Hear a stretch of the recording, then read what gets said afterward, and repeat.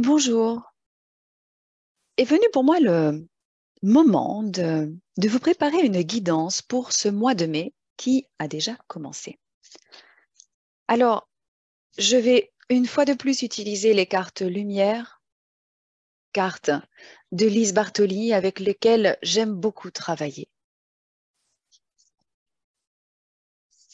Je pose l'intention d'être éclairée pour délivrer un message pour le collectif. Mais vous savez tous que lorsque l'on travaille sur soi, on travaille pour le collectif.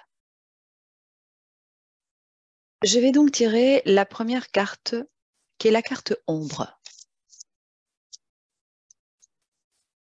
Alors, quelle est la part ombre que nous sommes invités à éclairer ce mois-ci,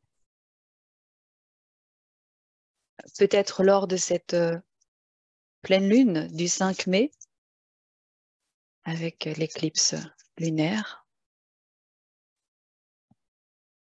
Oh, quelle belle carte! Enfin, quelle belle carte! Oui, oui, elles sont toutes belles. C'est l'Amérindien. Alors, mais c'est juste incroyable parce qu'en fait, je viens d'enregistrer les informations concernant cette pleine lune et je tire une carte vraiment qui vient rappeler ce que j'ai dit. C'est-à-dire que c'est le moment de se détacher du passé parce que à trop vous attacher au passé, vous en oubliez parfois de vivre le temps présent. Quand l'Amérindien apparaît, eh bien, il est fort possible que nous hésitions à prendre le chemin, à aller de l'avant. Nous sommes trop attachés au passé, à rester dans notre zone de confort, dans ce que l'on connaît en réalité. Et il peut y avoir une nostalgie d'une époque heureuse, une époque que l'on regrette. Ah, c'était mieux dans le passé. Ah, euh, on était, euh, on était plus heureux, la vie était plus facile. Vous voyez, ce sont des freins qui en réalité nous empêchent de nous projeter dans l'avenir et surtout d'être dans l'instant présent. Il y a une peur qui semble encore bien présente au niveau du collectif. C'est cette peur du nouveau monde qui est en train de se mettre en place. C'est ce qui me vient ici maintenant. Donc, pour que la carte sorte, ça veut dire qu'au niveau collectif, il y a quelque chose à faire avec ça. Il y a vraiment une aide à apporter à tous ceux qui refusent d'être non seulement dans le présent, avec avec tout ce que le présent peut nous apporter, même si on pense que ce sont des cadeaux empoisonnés, eh bien, il y a d'autres cadeaux qui ne sont pas empoisonnés. Il faut voir un petit peu s'il n'y a pas la peur, justement, qu'il y ait des poisons derrière, mais en réalité, ce ne sont que des peurs. Vous voyez? De toute façon, il y a une époque est révolue. On change de période. C'est comme si on changeait d'air. On est vraiment dans ce changement. Il n'y a pas de retour en arrière possible. Et cette carte, elle nous rappelle qu'il est vraiment temps que plusieurs d'entre nous, qu'une partie de l'humanité accepte ça. On ne reviendra plus en arrière. Ça n'est pas possible.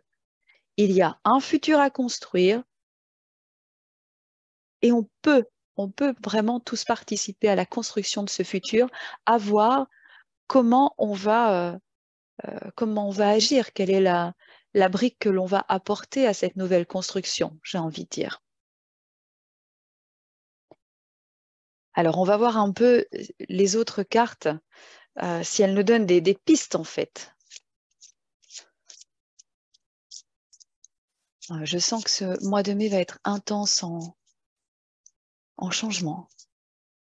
Alors, l'émotion. Ouais, la carte est. Ah, d'accord, la carte est sortie. Alors, la carte qui est sortie, ah ben voilà, la trahison. la trahison et la petite phrase, c'est laisser de côté les blessures du passé pour guérir votre cœur. Ok, on commence à, en tout cas moi je commence à voir plus clair dans ce jeu. Euh, Pourquoi cette partie de l'humanité dont je parlais juste avant ne veut pas, en tout cas ne se sent pas prête à vivre au présent et à s'engager dans le futur, parce qu'il y a cette peur de la trahison. Dans le passé, on a été trahis. Mais bien sûr, au niveau collectif, on a tous été trahis, bien sûr, à diverses reprises. Et alors, j'ai envie de dire, et alors, est-ce que ça doit nous empêcher de vivre? Est-ce que ça doit nous maintenir dans un immobilisme? Non. Retenons les leçons du passé et agissons autrement. Mais agir, ça n'est pas être passif en fait et attendre que ça passe. La trahison a fait que nous n'avons, alors je dis nous, hein, je parle au nom du collectif, nous n'avons plus confiance. Nous n'avons plus confiance en l'autre peut-être, en une partie de l'humanité. Et, et c'est OK, mais ne mettons pas tout le monde dans le même panier. Nous n'avons plus confiance en nous-mêmes, dans le sens où, mais tiens, est-ce que là, je vais pas encore me faire avoir dans cette histoire? Et il y a cette confiance en l'univers. Alors oui, on a tous été trahis, bien sûr, mais est-ce que ça doit nous empêcher d'agir, d'avancer, de rester immobile, de refuser d'entrer dans ce nouveau monde, dans ce nettoyage collectif, en fait? Il y a ce manque de confiance qui s'est installé. Et le plus gros du travail, je pense, est là, en fait. Et si nous faisions confiance en nous à nouveau? On va aller voir tout de suite la ressource que l'on a tous, la ressource qui est à réveiller au niveau collectif pour nous aider